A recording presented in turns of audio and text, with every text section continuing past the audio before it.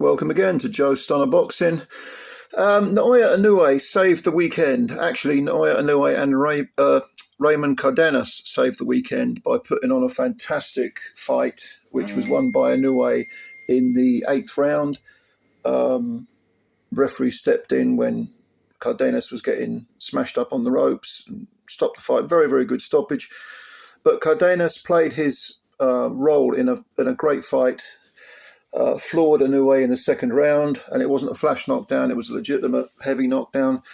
But Inoue came back like all great champions and turned the tide and eventually floored Cardenas in the 7th round and then stopped him in the 8th. Now, Cardenas was a rank underdog coming in, even though he had a 26-1 record, and the one defeat was early in his career to a journeyman. It was probably a bad day at the office.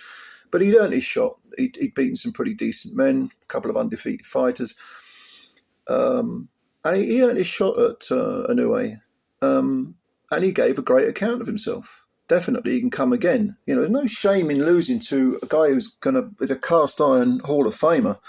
And even though he's still fighting, you could certainly make a very strong case for him being the greatest Japanese fighter ever. You know, with all due respect to fighting Harada and a couple of others. But people, of course, now that Inoue is 32 and he's been floored by Cardenas and by Luis Nery, that people are going to say, well, is he slipping? Okay. There are some people who will say, well, I always knew he was a hype job and clearly he's, being exposed. There's a lot of bullshit. That's absolute crap. All right. But is he slipping is a legitimate or a debate worth having. Because at 32, and he's now had 30 fights with 27 KOs, he's won 11 consecutive knockout victories in world title fights. Is he slipping slightly? Well, I suppose you could say yes, if you really want to be pernickety. But he's still so good, Inoue, that it's going to take a hell of a fighter, to beat him. I mean, he's undisputed at Super Bantam. He's been undisputed at Bantam. He's won, it was light fly and super fly. He made 7 defences, I think it was, of the super fly belt that he had. He's a cast iron, terrific fighter. Top 3 pound for pound. I suppose, mate. I'd put him at either 2 or 3. I think Usyk's 1. I'd give Inoue or Crawford 2, and then the other one 3. Those are the top 3. You got other good fighters coming through who are definite candidates. Bam Rodriguez I like a lot, but Inoue is to say that he's ever so slightly on the downside is you can debate that. You can argue that, I suppose. But bear in mind, he started at light flyweight and now he's at super bantamweight, and we're talking about a guy who is just smashing through very, very legitimate contenders, slapping them around. Now, Murajan Akhmadaliev is a fighter who is wanted by, or who wants his shot at Inoue. He previously lost to Marlon Tapales when he held a couple of belts. Tapales sprung a bit of an upset in a close fight, got the fight with Inoue, and was he knocked out in was it this 10th round, I think? But he gave a decent account of himself. He's a good fighter. Inoue has a way of taking on very good contenders, legitimate threats, and just, wiping through them. And that's a sign of a great fighter. One of the fighters that Inoue is, they're talking about a blockbuster in Japan against Junto Nakatani, who's the WBC bantamweight champ. That would be an absolute barn burner, blockbuster. I would make Inoue the favourite in that fight.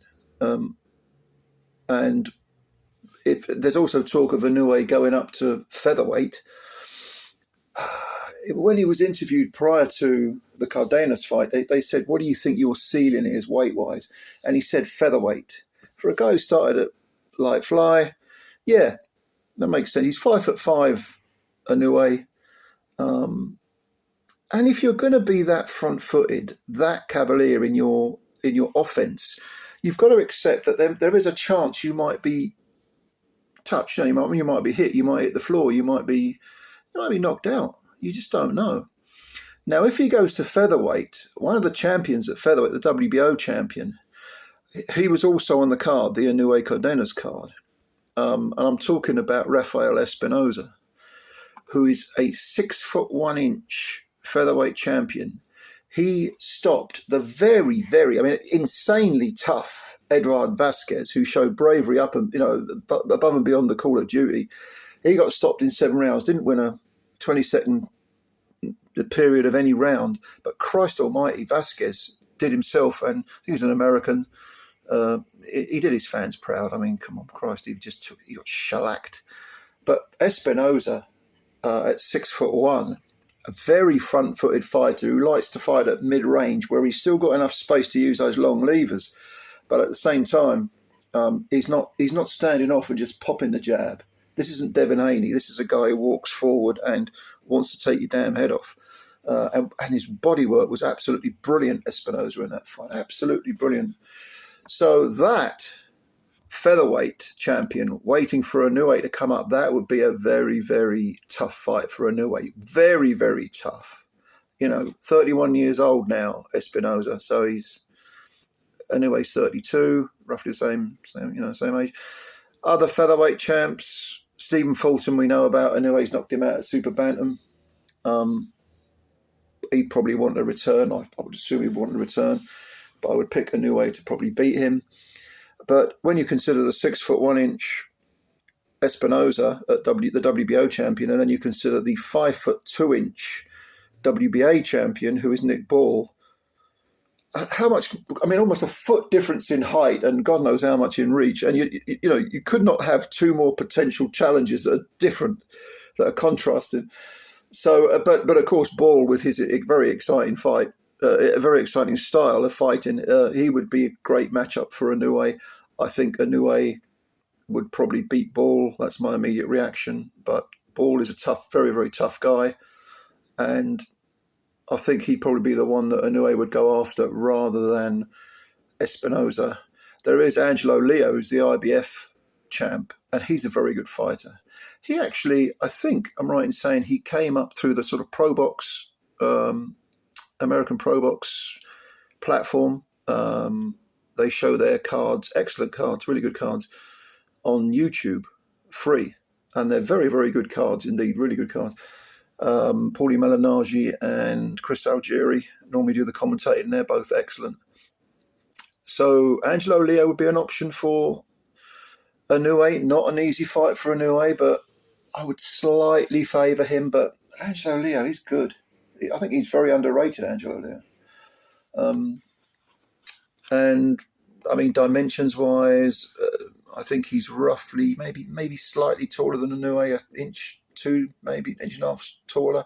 He's got a 25-1 record. He's 30, so we're all talking the champions. The Espinoza, Inoue, Leo, 30-ish. Nick Ball is younger, but Angelo Leo made his name by knocking out Luis Alberto Lopez in a brilliant knockout. I mean, highlight reel stuff in the 10th round of their fight. That's how he won the IBF belt. And he has got a fight actually in Japan scheduled against Tomoko Kameda, who is, I think, 42-4. He's a veteran. And perhaps they're thinking, okay, we'll get him in Japan, get him known, get his face known, and then we'll maybe match him with Inoue. I don't know, maybe that's one option. He has got a defeat on his record, which was to Stephen Fulton. But Fulton, despite being knocked out by Inoue, is still a good fighter. I thought that his first fight back, he got floored, Fulton, and I thought, maybe that's taken something out of him. But he's looked actually quite good since then, and picked up that belt. So we'll see. But I don't feel that Inoue has slipped particularly. I think he may have taken Cardenas slightly lightly, perhaps, but he showed his greatness by going through the gears, readjusting his style during the fight, showing the punching power, that beautiful sort of solid base that he works from. Yeah, he does have a few defensive flaws. The Lewis Neary knockdown and the Cardenas knockdown were very, very similar. Left hooks that landed because of the low hand from Inoue. He needs to get that hand up, and he likes to be square on, where he's just railing you. But yeah, I don't think he's slipping at all, really. I think probably the knockdown will be a blessing in disguise, because now people will say, "Oh, Lewis Neary knocked him down, and Cardenas knocked him down, and no one thought Cardenas had a hope in hell." Yeah, I reckon I can take him. I'll take him on. And also the featherweights are thinking, he's only a small guy. Started off at light fly. Be careful what you wish for. But this is how a great champion fights. We had a dreadful, awful match between Canelo and William Skull, which I've ranted about in other videos. Canelo was a bitter disappointment, and deserves a lot of criticism for his just doing enough to win against a guy who was offering absolutely nothing. Skull was appalling. Should never get a world title shot again. But meanwhile, you've got Inoue, who continues to entertain. And credit to Cardenas for playing his role as well. But I enjoyed that fight a lot. I'm a massive Inoue fan because he fights anyone, he ducks no one, he goes after everyone. Murajan Akhmadaliev will get his shot later in the year, apparently. And I would still make Inoue a strong favourite over him. Although, again, Akhmadaliev is a good fighter. You can't write him off. But what do you think? Do you think Inoue is slightly slipping or not? Who would you like to see him fight eventually? Akhmadaliev's coming up, but what about if he moved to feather? Who would you put him in with? Let me know. All comments below as usual. Thank you very much for listening. Please like the video. If you do like the video, hit the like button and also subscribe to the channel, because you're helping us out a great deal. Thank you very, very much, ladies and gentlemen. I always appreciate your time, and I'm looking forward to reading your comments. And bye for now.